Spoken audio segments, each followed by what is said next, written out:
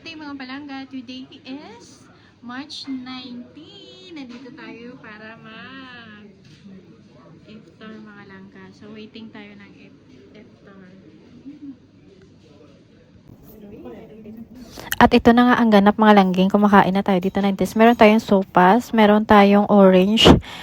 Ang sarap ng dates nila dito mga langga. Yung parang medyo may pagkamahalan siya. So free naman siya dito. Kasama na yun sa babayaran mo mga langga. Ang sarap ng lasa niya. Then,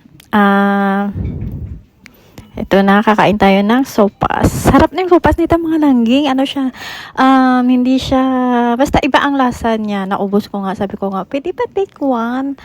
Kaso hindi na pala pwede. So, yan siya. Naubos ko yan siya mga langging kasi sobrang sarap talaga.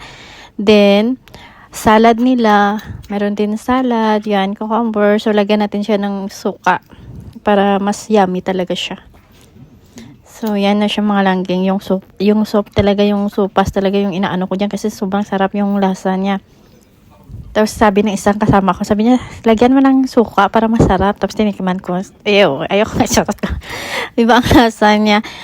So, yan mga langga. Ang kanyang, ito yung pala yung order namin mga langging. Papakita ko sa inyo. So, kain-kain lang. Kain-kain lang. At ito na nga for the moments of truth.